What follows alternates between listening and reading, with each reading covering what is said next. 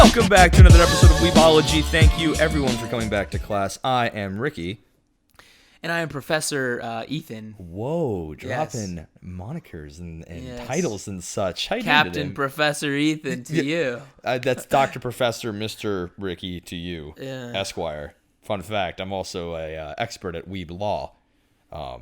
Give me an example. I don't know, a lot of lily cases. Fair enough. Sir, Your Honor, she is in fact 500 years old. I don't care what body she has right now. But how you doing today, Ethan? Yikes. Yeah, it's a lot of bad cases. It's all right, dude. We're just out here living. Yeah, I'm pretty jet lagged. I had a little trip to San Francisco, which was super fun. But I took a red eye back here on this side of the States and got that quick nap in, and now I feel fresh and ready to go. So I'm pretty happy. That's good. Yeah. It would suck if you were teaching our students while basically asleep. I mean, they probably wouldn't notice anyway. Well, they would now. We have video, so they would be able to see me half asleep on the couch. So. There is video evidence of this. Yeah, so today is actually going to be, we're covering a little bit of history today with our topic. Oh, what's that? Vinland Saga.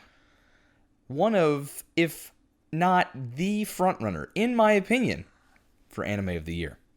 I'm coming out and saying it. Oh, wow. I'm coming out and saying it, man. I'm coming right out and saying it. It's first thoughts. Y'all, that's tough. It's tough. I love the show, but thinking it's number one might be a little bit tough. Okay, let's get into it and we'll discuss, because I'd like to, maybe we can kind of find the gems that make this entire package I guess Demon Slayer is just not a thing. We'll get into it. I'm just saying. Okay. One of, if not the. So. What's the second half? The second half of this episode. This episode is going to be another weeb warning? Do we have a... We don't know yet, folks. We still have not a name for this. Let's just tentatively call Worst of Weeb warning. So many W words all in a row. But we, if you haven't seen this segment of the show, we do it every so often where we decide to... subject ourselves. That's the best way to put it. Yeah. Is subject all five of our senses and watch the worst rated anime pieces, be it an OVA or a show or something, that we can find. And up to this point, we've done a couple really bad ones. Real bangers, frankly. Some absolute gold. We thought we can go lower. We thought we can go even deeper down the rabbit hole of bad ratings. And this one is called Mars of Destruction. Yeah.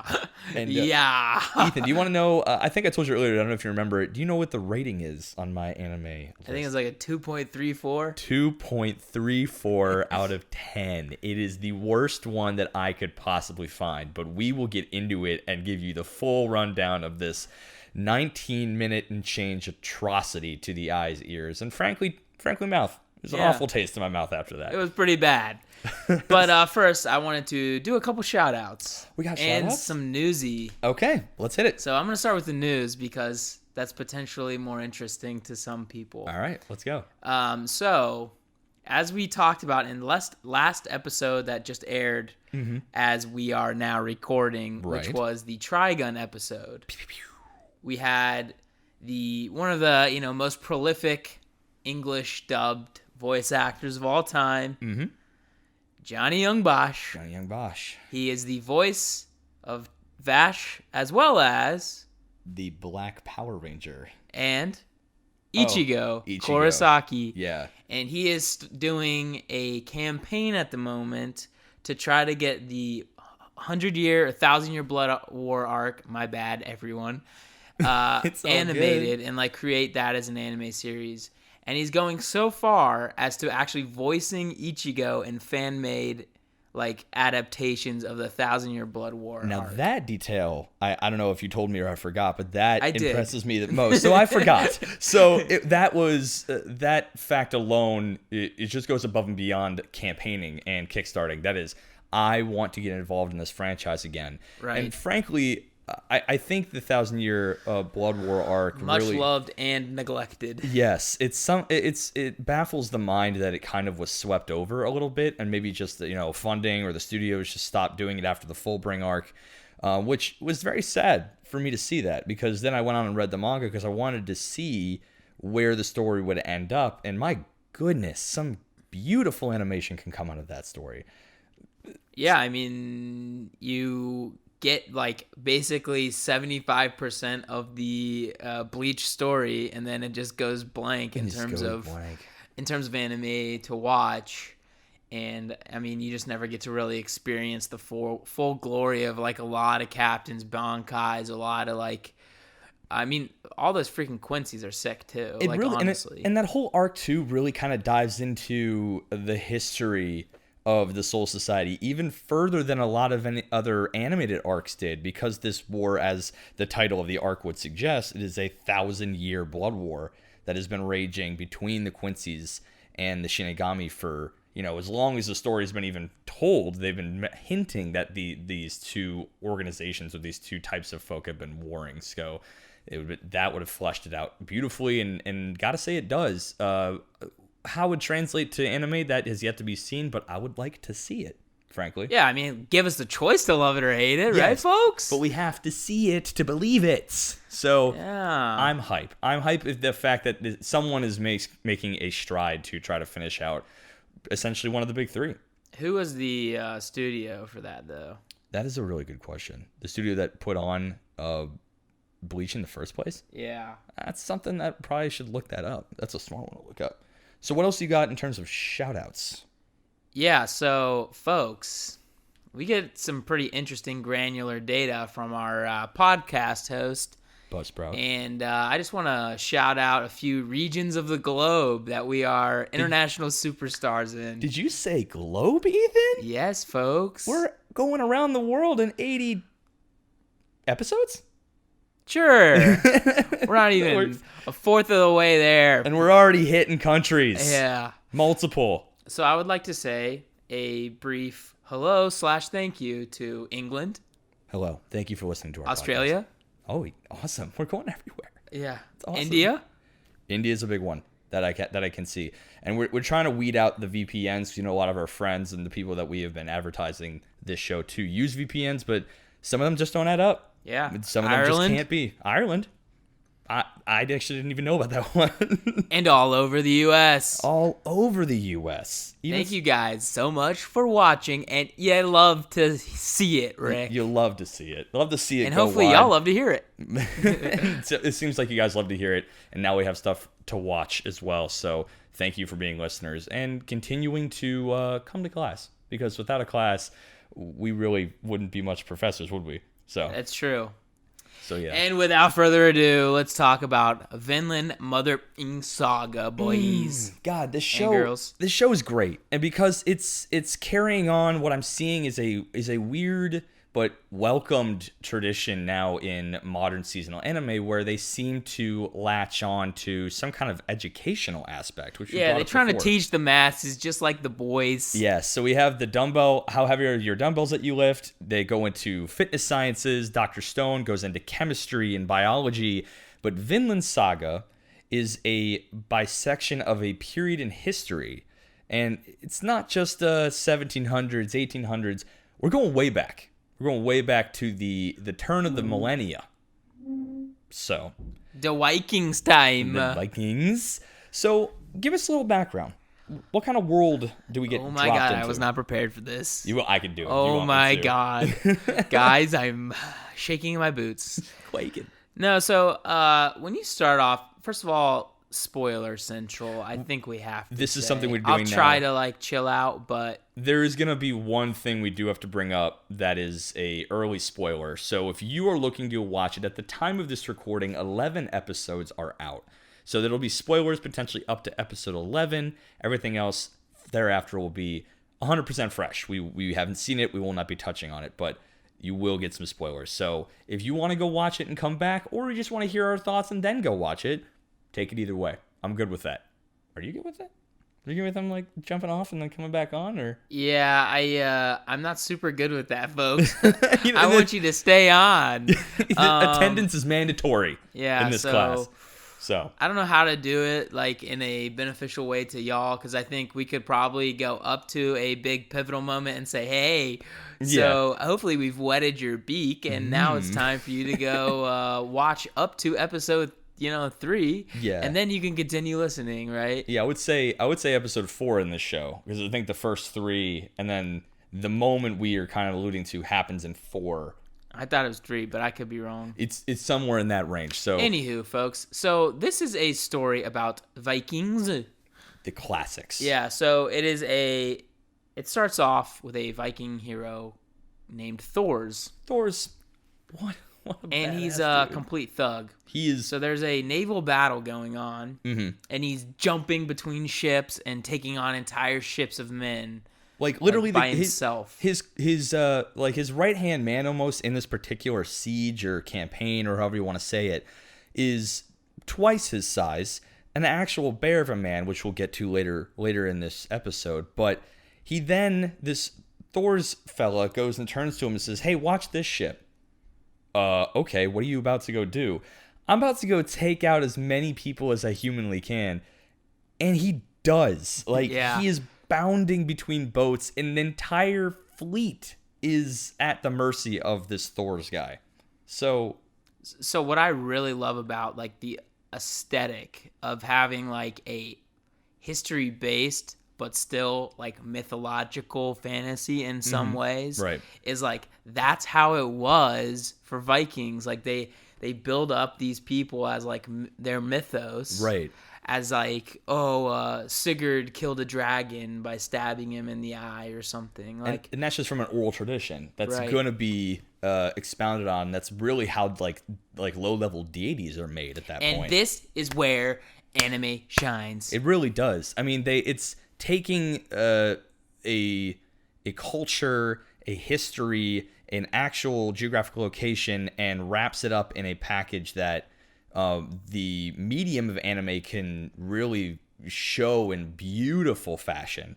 And like you said, this show is it's beautiful. Let me get that out of the way, and I'm going to say it like a fanboy this entire episode. It is beautiful to look at. Sure. The CGI is classily done. There's not a lot. That's the best part. Not bad. Yeah. I think I'd say that if you're looking for an aesthetic directionally correct, I would say it is obviously a Scandinavian version of Attack on Titan in terms of aesthetic. Yes, well put. Yeah, because it's Wit Studios. This is the studio that brought you Attack on Titan. So this is what they were doing kind of in the meantime after, I guess, season 3 had ended, and they pivoted to a new story. And it really shows. Can we just say bangers? Dear Lord, they're just putting out bangies. They also did Baga Dororo. No way. The Mappa was taken over by Wit Studios. Isn't that the same? I believe it's the same studio. So it's the same that opening News that to me, folks. Yeah. So I mean they've had some clear bangers lately, but again, story starts out. This Thor's fellow is just wrecking shop, and then all of a sudden he pivots. He pivots in an interesting way. He then. Yeah, so he fakes his own death. He fakes his own death to leave the battle behind. And swims away toward Iceland? I guess towards Iceland. And then literally your first shot of the logo of the title shows up. This interesting image of just this burning fleet, and then footsteps onto a snowy island, and then Vinland Saga. I find that this show is very good at drip feeding you. It's not about drip feeding you information, but the way they shoot their scenes is pretty cinematic. It's very beautifully shot and cinematic. You know what? Cinematic was a fantastic word. It's what I was looking for. Yeah. So, yeah, I thought so. So we then obviously get a cut to the future.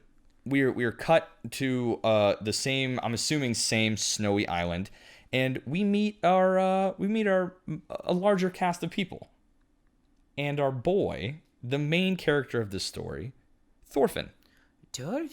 Yeah, so we find out that Thor's he has a family in Iceland that he wanted basically to stop war and go hang out with his family, essentially, which is noble in a lot of ways. But I think as a Norwegian man, or those conquering Vikings, it was probably not par for the course. Absolutely I think not. Generally they're out there just trying to build their build their like their empire, just stake their story. That's the because thing. that's how you get to Valhalla is you do a lot of like insane merits and shit like that, and that even shows up later in the show. Right. I mean, it's evident that he had to fake his death. Right. So it's clear that him kind of distancing himself from the story, the typical Nordic Viking story that you would imagine. You live in the battlefield, you die as a hero, as a warrior. It's clear that he wanted to distance himself for his family. That family being Helga, his wife, yes, who at the time was the daughter of the war chief, I guess, or the head of the army he was actually servicing. So I urge y'all to go look at kind of the hierarchy of old like Viking kind of society. It was pretty interesting.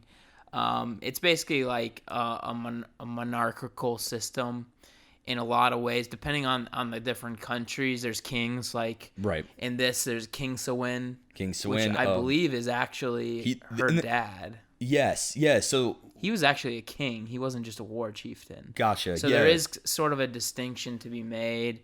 Like war chieftains, they basically become kings of new areas that they've conquered. Right, and they deem themselves, hey, you literally can't beat me in combat, so king I be, I guess. Like, here I am. Right, and so I urge you to like kind of look into that, and if you wanted to do it in like a more like fun type of way, two shows I really recommend that are related to the conquests in England and Francia. Yeah. The funny thing is all the names are funny. They are, and because it's like pre Old English, and then it changes towards what we would know. That's the one thing I was found kind of funny. Sorry, the two shows are. Sorry. Go, I'm not gonna cut you off. I'm gonna speak for you real quick. Okay, The Last Kingdom on Netflix. Oh, I haven't seen that one yet. Very good. And The Vikings, which was on History Channel, which is on now, I think, playing on Amazon Prime, which is interesting because Vinland Saga is on Amazon Prime. You got all your Viking content in one spot. Right. Can't argue with that. So, just a quick aside on the whole naming thing, I found it really interesting that they tried to, the like Japanese voice actors trying to say some of these. Looking at it in English, you would not pronounce a lot of these things this way. Like Tors, and they would call them Tors in Japanese. It's really, I would say Thors. But, I've been trying to go back and forth. I actually think in Scandinavian, it is actually Tors. So the Japanese got it right. Yeah. Oh, yeah. Okay. Then I don't know how. I think it was just like an accident. It's accidentally, hey, you're super historically accurate on this. Oh, we planned that. Yeah, we did that on purpose. We totally did that on purpose. So yeah, we got ourselves a cozy family, a cozy little village on the country of Iceland. Yeah, and there's two little kiddos. There's I forget the girl's name. Ylva, Ylva, yeah. Ylva, and Thorfinn. Thorfinn, and we also meet a couple like kind of periphery characters, and I think the chief among them is Leif Erikson. Literally the man. And believe it or not. Yeah, the one who is attributed to discovering the North American continent first. And he basically in this show. Rick, what is Vinland Saga? What is Vinland Saga? Yeah. Essentially, what's the land of Vinland? So the land of Vinland is what Leif Erikson had dubbed the new continent. In this, it's really funny the way they introduce him. He's almost seen as this weird. It's weird for the audience versus the characters in the show, because to the characters in the show, he's this kind of rambling, almost semi-lunatic. Like, he's an adventurer, but to the Nordic folk, that's not a celebrated thing. Even some of the kids, like, you're not a warrior, you're just a crazy adventurer. Yeah. But like, to us, I'm like, no, that's rad as shit. Like, seeing him going out and like finding new lands, that's something that we as the audience, I think, would probably resonate with more than the warring mentality of the Nordic population, especially amongst the men. So whenever Leif Erikson would come up with these stories or like just kind of regale people, they would like be interested, but at the same time, he wasn't celebrated for these things, Well, I mean, I think it's just, the benefit of history, right? We get to look back and know that Leif Erikson did do some kind of like decent exploration, but for them, they don't have the ability to live stream it to their iPads and see him exploring North America or Greenland. Or are you telling me areas. if Leif Erikson were in the modern age now, he would be a crazy influencer? Like he would be like Graham game on fleek. Yeah, I don't know. Well, definitely his Graham game would be crazy. Would be snapping. I think he discovered Greenland, which is potentially what they're talking about when they say Vinland. I was under the impression that's super icy. I'd take it all back. I think it might have been just some point of the new continent. It might have been Canada or something like that. But basically, yeah. So it all kind of kicks off with this, which is I think a brilliant way to open and just kind of introduce the dynamic and the characters in some of these in this. How do you the overarching Viking culture? I guess it's just culture. Yeah. So in this culture, it's just seeing him kind of regale these stories to them is kind of antithetical. They're like, yeah, but did you fight anything? Like, did you get bloody? Did you have any merits on the battlefield? And he's like, well, no, but new country, y'all. And they're like, we don't really care. It's a kid's story, whatever. Yeah, but I think there's like some little nuggets there where, the kids and everyone are just so regaled by stories of war and stuff like that and killing. Right. But they don't get it.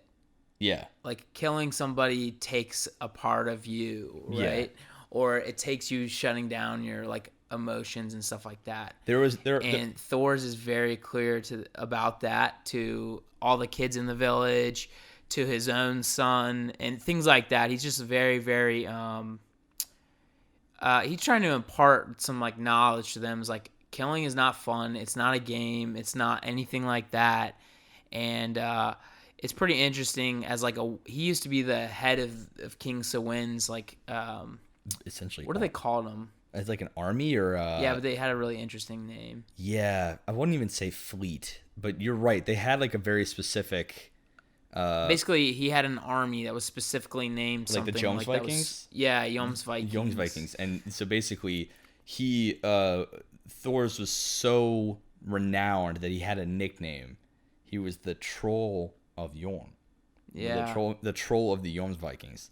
And to have such a name or a title in an era where basically seeing another village could be once, twice in a lifetime for a lot of people, if you're not warring, that to him to get to every corner of the earth, because Iceland at the time was the corner of the earth. Everyone thought like that's it. Then it's just kind of like eternal waterfall, just flat earthers, hardcore. Yeah, and he went there to escape and just live out the time with his family. And Thor's kind of hears this as like the story of their family, and he gets upset, right? Because he's like, my family never ran away, yeah. And it's just like the I don't know. It's just like it was very like interesting and obvious to see like the kids' view of the world versus like adults are like, look, we didn't run away per se, but if you want to call it that, whatever, right? It's just like a very different opinion of the world. Like the kid still has the the Viking mentality of like, oh, I'm supposed to go kill everyone and all this stuff. There's a beautiful scene. They're all beautiful, Rick. They're all very beautiful. So I mean, to kind of give you they do give you actually a moment in I think like episode 2 or something where you kind of catch a glimpse of exactly what Thor was running away from, and that was when they found the slave outside of their cabin, essentially freezing to death, and Thor's without thinking brings him inside, knowing it was a runaway slave, and tried to rehabilitate him back to health. And then his owner comes looking for him, Halfdan. Right. So there's a lot of, like I said, the hierarchical system in Scandinavian society was pretty interesting. There's obviously kings. There's like war chieftains. There's Halfdans, which are like basically very large like company owners essentially. Is that really what? It almost felt like kind of a fam situation. No, so you're right. He's I guess just a it's very rich guy. Yeah. So in just a lot of these areas, and this is all based off of my Vikings show. So if this is wrong, like honestly, blame them. Blame the creators of what is the History Channel? Yeah, your inaccuracies are well, trickling I mean, for down. real though, if it's wrong on the History Channel, we got problems, folks. No, so I mean, it seemed like basically the richest merchants in the area become kind of like the proprietors of the land, and everyone lives on their land and like owes them stuff, and Very it's just like lord kind of thing. Yeah, exactly like that. And so this halfdan comes over from over the mountain or whatever, and basically says, "Give me my slave back." And Thor's makes him a deal. He gives him like way too much for this dying slave. He bought him for 2 sheep, and then Thor's just like, "I'll give you 8, all super young. Just literally leave. Yeah, go." So that's and for a nearly dying man. So it was clear who does die. He does die like very shortly later. after. Yeah, so don't sugarcoat it. He does in fact die, but that shows his view now as someone who is basically the best in the world at war and warcraft of any kind, both in one-on-one battle and leading companies into battle. Yeah, he was the best at World of Warcraft. Very good. Well, top 500 in the world on any server. Bethea-wee. So he gives up a life of obvious fame, right? For Leroy. Oh my God! Did he just run in? So he. God dang it, Leroy! Something his daughter couldn't understand, and something his son Thorfinn couldn't understand, but they didn't understand it in different ways.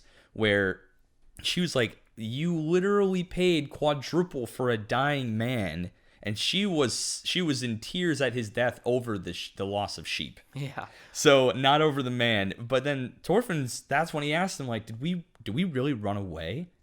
And he basically told him, he didn't really tell him at them. Yeah, kinda.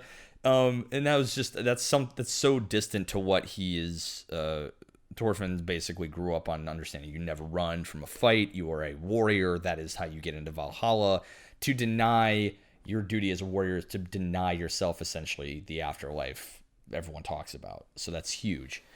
Yeah, and you see kind of some kids out there fighting and like play fighting and stuff like that. And Thorfinn he gets this chip on his shoulder about the running away thing, and like people were making fun of his dad, even though they all knew he was like the strongest in the village by far. He gets a little pissed off during playtime. And they were playing like basically like Swiss Army anything where you'd lose the limb that got stabbed or something like that. And Thorfinn's like, no.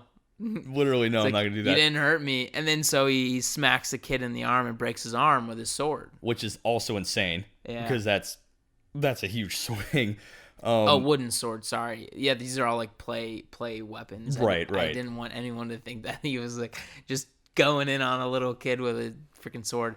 Anyway, Thor finds out that he did this, and he's really cross with him, and just basically tries to teach him like the just the impact of kill, like right, the idea of like what you think is killing somebody. Back. Yeah, what you think is killing somebody is just not the right view to have, and he. Did this come after he got the second visit, the one that really kicks off when Floki and the Jones the Vikings come to his doorstep? So that's an important plot point to note, because he also gets another visitor. Halfdan was more of a kind of again really good about drip feeding you scenes to kind of build the world without actually having to do any exposition. Halfdan was that exhibition scene. These Jons Vikings, and was it Floki? Yes. Floki was the leader of the Jons Vikings, and they came to Iceland's shore at Thor's little village. And right, and they basically call King Sven is going to war in Mercia or England, basically in that region. And he basically is recalling all of his thrall, I guess you would call them. Right, and he's still one of them, even though he escaped and ran away. And that was interesting because for him it speaks to Thor's kind of notoriety that he can basically commit the cardinal sin of Viking warriors and desert the battlefield. Right. And yet, after 15 years of hiding, is still called upon and willing to be completely pardoned by the powers that be that have every right in this society to, we are going to kill you. So they still want him. He's that good. But basically what this really did is this brought war to Thor's doorstep. To Iceland. And it Iceland, yeah. And it was that scene when I mentioned earlier, I think is probably one of my favorites in the entire show up to this point, where everyone then hears that you only have so much time to gather up everyone who's willing to fight and get your ass over to the king. We're going to war and you have to help. Everyone around him is cheering. All the men are like, yes, finally, war. And he is depressed. He is downtrodden. And he just turns his back and just walks away. Because he knows what he just brought to their doorsteps, and no one else has any clue. Right. And that was powerful for me.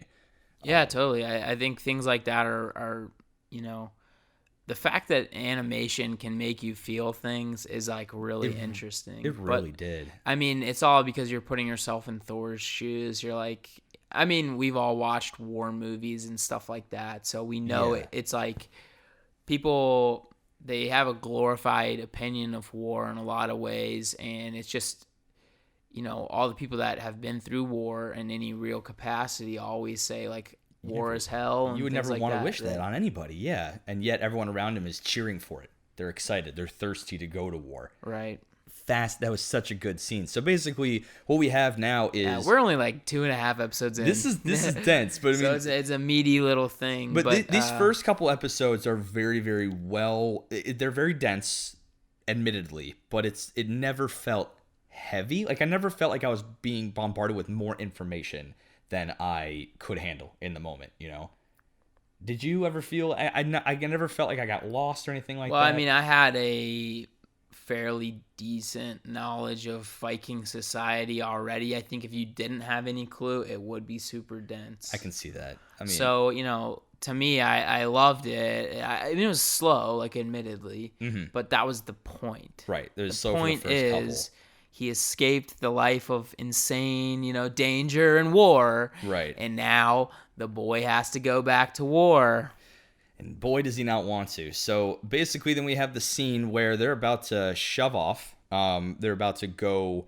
All these young men given all these new like family heirlooms of weapons and stuff like that. And we find out that Thor has different plans. He's got different plans for these boys. That he is going to drop them off with the help of Leif Erikson and go to the battlefield by himself. Which, again, sounds insane, but isn't, because he's a thug. If you see this man work, it truly is like watching poetry. Bloody poetry. Him Thug. Yeah, the Thug of Yom. The Thug of Yom. I like that a lot, actually. Until something happens. Two things happen that really start to me that got me from like, oh, this is a nice like a history piece to, oh damn, this shit's about to get wild. So it's about the deal that was made. Yep. And the stowaway. Which one you want to have? Which one you want to tackle? I don't like that. You're gonna have to deal with that. I really don't like that. Yeah. So Thor Finn is all pissed off that his daddy won't let him go to war, even though he's a little baby boy. 6 years old, by the way. So he basically doesn't say goodbye to him as they're shoving off to war, which is admittedly bad. Kind of can we get a check it? Yeah, that is a verified dick move. Yes. Okay. It is a verified dick move that he didn't say bye to his bold Poppy. Move. Let's see how it works out for him. Yeah, so and you get to see, Thor's looks at Helga or whatever her name is, and basically like tell him that Yeah, Yeah, you know. Yeah, you know. And she's like, I got it. Like, Yeah, okay. I'll tell him. No. And turns out little Thorfinn sits in a basket or something on the He's in a ship, barrel. and the son bitch is out there with them. Oh my gosh. So guess what? Little Thorfinn's going to war. Right. He's going out. But it's kind of under false pretenses because we find out that Floki actually made up all that shit. Maybe not necessarily the war, but Thor's involvement in it. He basically then goes to another company led by probably one of my, if not my favorite characters in the show, Askeland. Yeah, he's sick. He's really cool. And basically tells him, I want you to kill Thor for me. I kill him for me. And basically, Askeland's, he's not an idiot. So he's like, okay, he's one of your own. Why aren't you taking care of this if this is truly an order from your king? And you can tell something's up. Something's up with that deal. Even if it's already shitty from the first part, he's basically plotting an assassination. He blames it under the guise of insubordination, and it's the king's orders, not his. But Askeland kind of sees different. He's saying, what if he didn't actually have any king permission? What if this is personal? And what if he knows the loss would be so great going up against him that he couldn't explain it to his king if he were to take that surefire L? Right. So badass. Like, Askeland basically picked him apart from a, 5-minute conversation? Yeah, I mean, he's like a bandit kind of character, a little skeevy guy. So those kinds of things are pretty common to him. And I think it really showed that he's got quite the experience out there dealing with this kind of thing. So it was definitely really an interesting conversation, and I really enjoyed it. I really enjoyed it as well. And he's a sick character. He really is, and I think it's important now to spoilers ahead. Hard spoiler. Hard. This is the hardest spoiler of this episode. Hard spoilers. So to sum it up in a concise package for you guys, they basically are going to this meetup spot that they were told to meet at. Leif Erikson, his adventure spidey senses are tingling, and we're just like, yo, something's not right. Yeah, so they go to meet up at the Falkland Islands, which I found was interesting. Mm-hmm. And that's kind of like midway between Iceland and going back towards Norway. Gotcha. And in the Norwegian, Scandinavian areas. I think this is actually more a Sweden, Denmark type deal than a Norway type deal. Who are shaping up to be our Viking resident. But they're very similar. Our Viking expert, which is awesome. So essentially, they go to the Falkland Islands, and Leif Erikson has been there quite a few times as an explorer, right? Merchant, whatever you want to call it. And he notices something's a bit off. He literally notices there are less houses than there were before. Right. And it turns out they now start to realize that they're walking into a good old-fashioned ambush. And those houses that were missing become a blockade so they can no longer escape. Yeah. They're basically bushwhacked at this point because they're kind of like flanked on both sides by like cliffs. And there's one narrow passage in and out. Once they got them in the middle, they cut off their way out. And then Askeland and his bandit crew basically assimilate on their ships. And fighting goes down. Badass scenes. And then Thor gets wise and said, you, points out Askeland, one-on-one duel. You and me, baby. All right, wait a minute. Come on. Is there more in the middle you want to... You skipped over him kicking the shit out of everyone on the ship. That's fair. We've already been so over how he's a badass. He took him within like 7 minutes. He took out one and a change boats worth of people. Yeah, it was like over 30 or 40 people he threw in the water and didn't kill them. Like intentionally just hurt them, but didn't kill them. He's very good at that. He's done with killing. And he didn't use a sword. This was all hand-to-hand against swords. He's such a badass. So... yeah, you're right. I did gloss over his badassery, and to his credit, I apologize. The guy's a thugger. He'll come get you if you don't give him his props. He will. So the ass kickery ensues, and then to kind of preserve his crew and just as many lives as possible, he then points out Ascalon and says, hey, you and I, 1v1, mano y mano.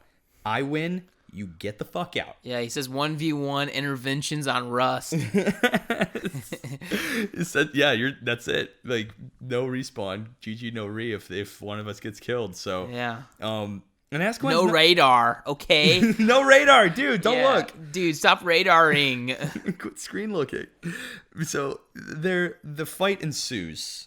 And honestly, Thor's not necessarily kicking his ass, but pretty damn close. Well, so Ascalon is significantly better fighter than all of his men that, Thor's just whipped. Yes. And so it is a very fun fight to watch, I would say. Because there's nothing, it seems very almost simple. It's like a dance. It's very dancey, yeah, but it's also very grounded. Like nothing, you could go outside and have this exact fight. Like there's no powers, there's no anything weird. It's like just a straight up one-on-one dudes with swords. And it's refreshing to see that kind of thing. Yeah, but they're like the most gifted dudes with swords that you've ever seen. They really are. I think Zoro would struggle with them. Yeah, especially how hard Thor's hits. Yeah, to the I'm point kidding. Where Zoro would smack these boys.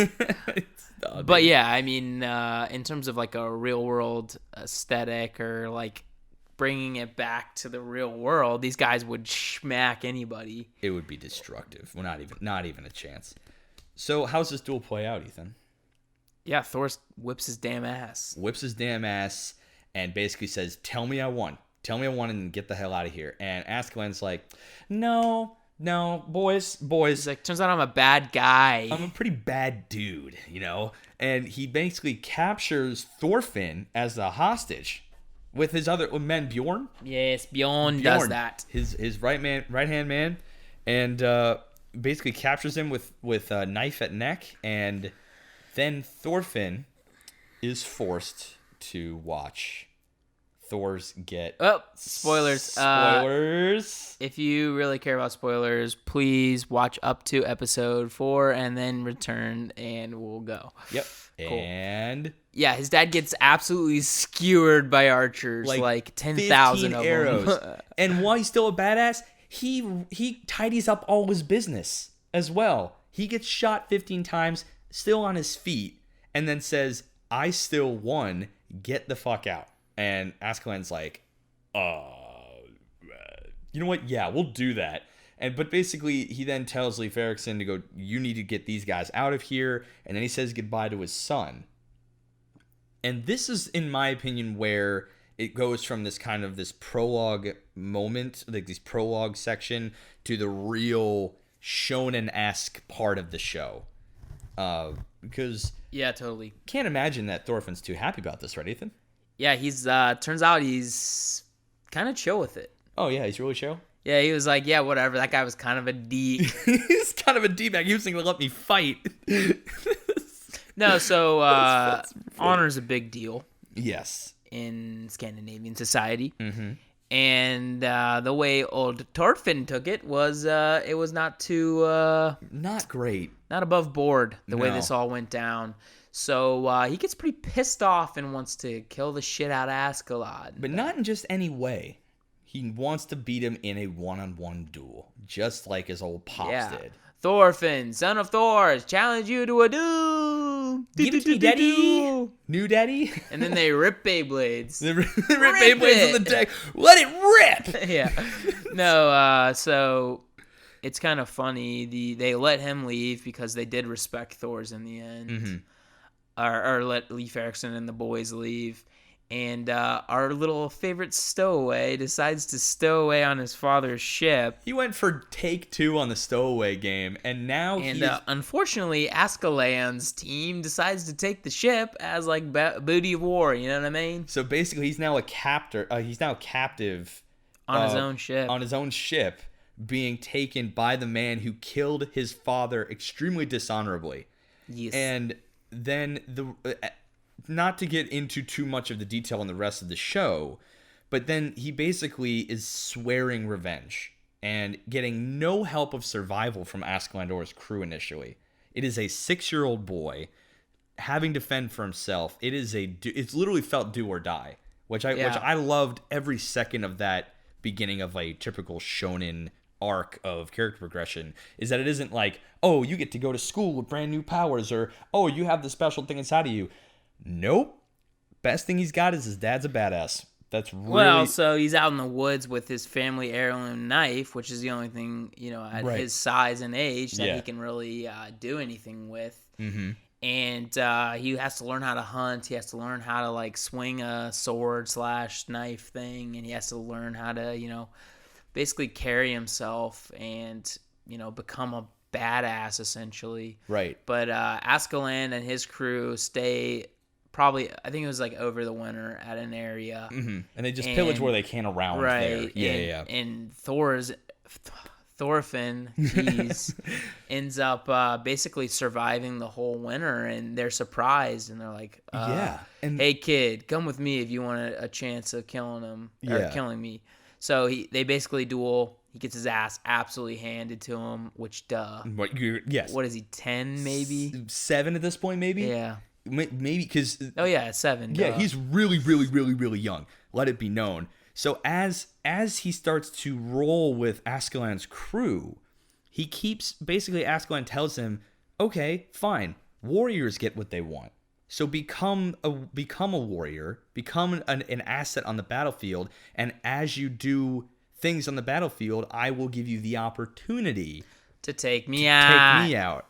So, there's a lot to unpack in this particular relationship between Thorfinn and Askeland, because Askeland, I can't tell initially if he knows because he's Thor's kid that he could be an asset or sees potential in him, but maybe it really just to his character. He's a thieving, kind of shady roguelike dude, so he's very opportunistic.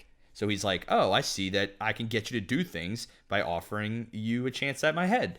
So as he keeps offering these things, Thorfinn gets unexpectedly better and better and better than I think Askeland even saw coming.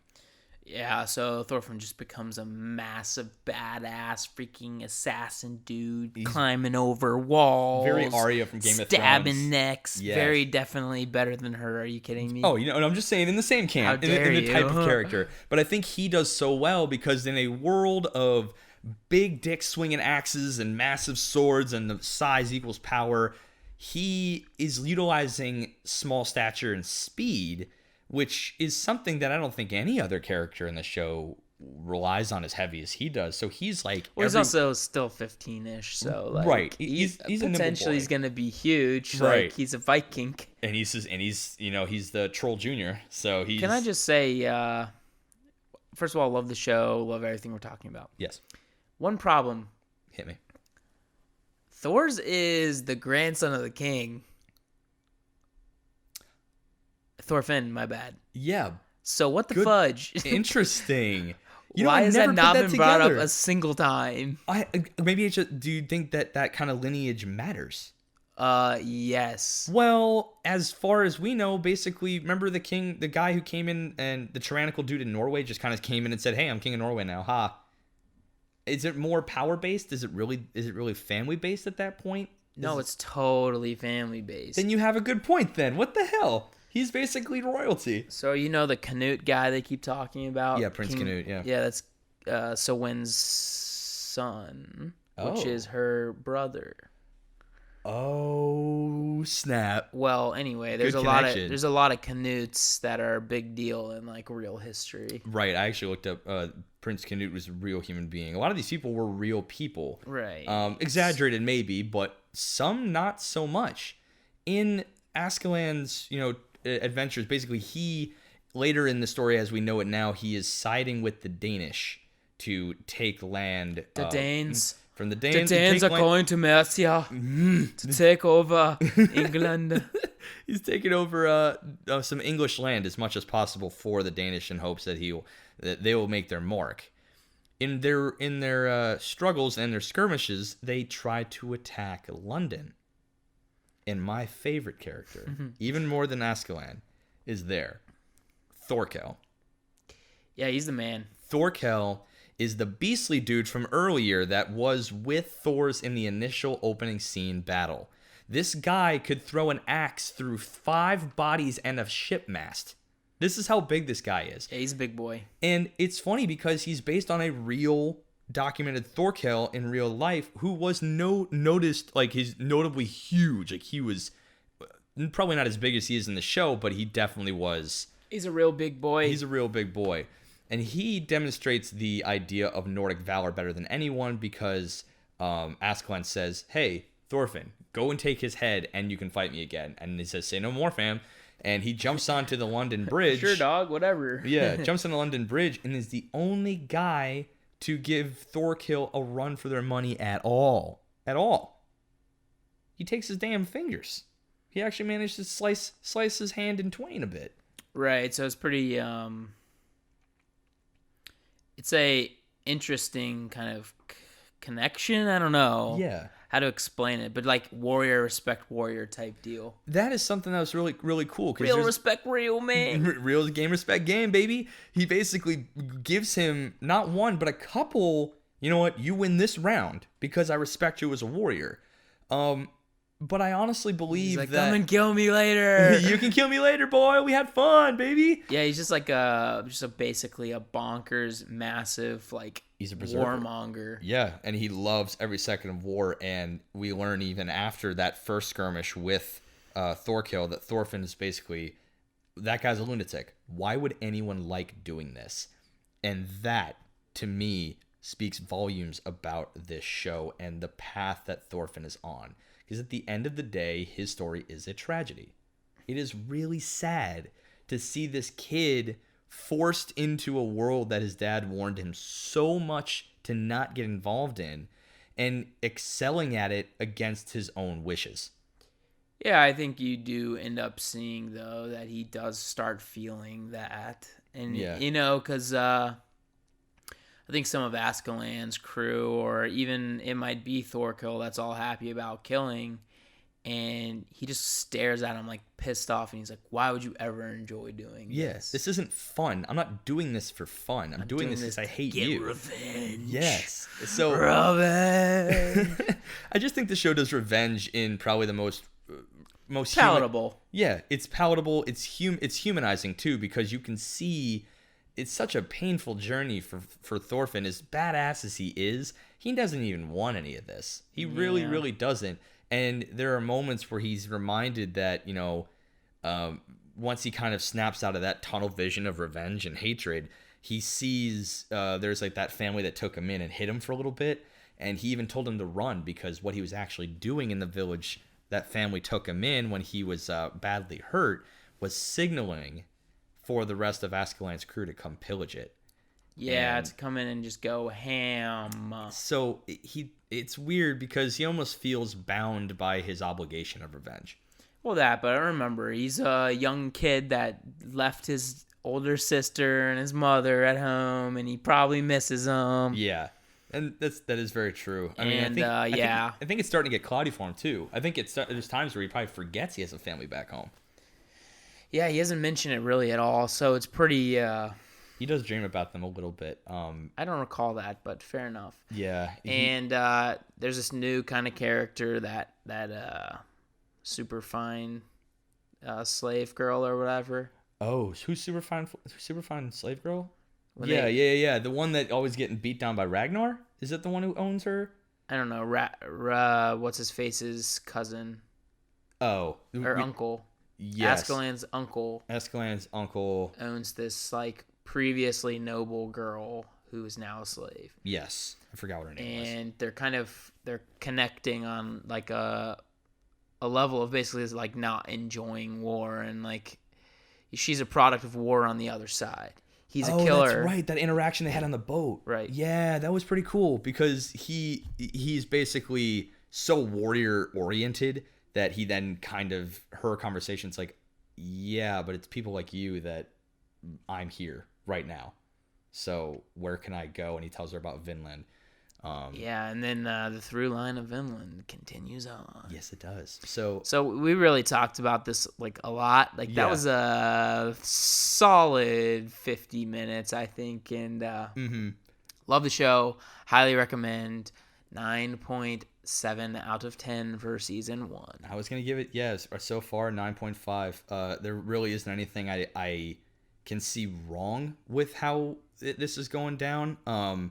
They did a fantastic job adaptating this story, and the only thing I'm trying to hope for is I'm looking to see maybe kind of more of what you were saying about how, Prince Canute basically could say like, oh, you're his kid, and then maybe he finds some lineage way to maybe get himself out of this cycle. I'll be honest, what I think is going to happen for sure, because his sister seems like an absolute badass, is she's going to become a shield maiden, in my opinion, and be a real thug. Oh, that would be badass. Because she's kind of already seems like she's stronger than most of the dudes in the she's island. Gonna be a beast, like just straight up. And so yeah, I think it'll be really interesting that this is my opinion, I think she'll become a shield maiden.